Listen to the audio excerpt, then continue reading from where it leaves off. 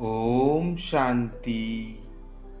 18-3-2024 প্রাত মুরলি বাপদাদা মধুবন।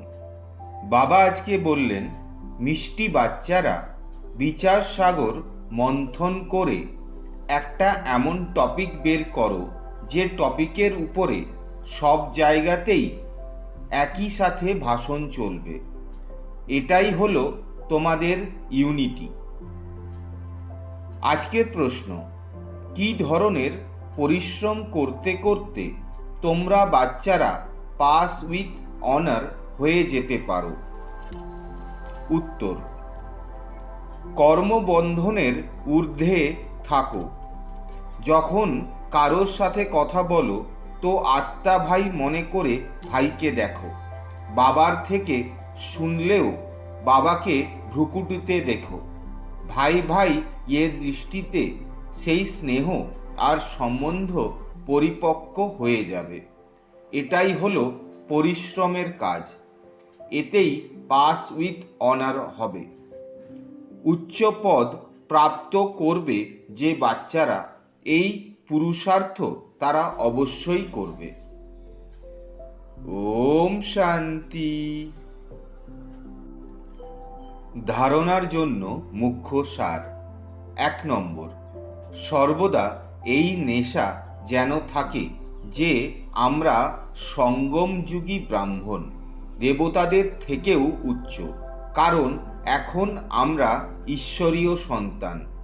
আমরা হলাম মাস্টার জ্ঞানসাগর।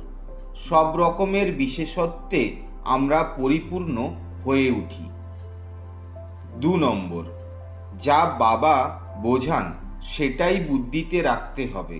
এছাড়া আর কোনো কিছুই শুনেও শুনো না, দেখেও দেখো না। Hear no evil, see no evil. আজকের মধুর বরদান হলো, ঈশ্বরীয় সেবার দ্বারা ভ্যারাইটি মেওয়া প্রাপ্তকারী অধিকারী আত্মা ভব। বলা হয়ে থাকে, করো সেবা তো পাবে মেওয়া। ঈশ্বরীয় জ্ঞান দেওয়াই হলো ঈশ্বরীয় সেবা। যারা এই সেবা করে তাদের অতীন্দ্রিয় সুখের, শক্তির, খুশির ভ্যারাইটি মেওয়া প্রাপ্ত হয়। তোমরা ব্রাহ্মণরাই হলে এর অধিকারী, কেননা তোমাদের কাজই হলো ঈশ্বরীয় জ্ঞান মুরলি পড়া এবং পড়ানো, যার দ্বারা অন্যরাও ঈশ্বরের সন্তান হয়ে যাবে। তো এই রকম ঈশ্বরীয় সেবা করে ঈশ্বরীয় ফলের অধিকারী হয়ে গেছো, এই নেশাতে থাকো। স্লোগান, বাবার সাথে থেকে কর্ম করো তো ডবল লাইফ থাকবে। শুক্রিয়া বাবা। ওম শান্তি।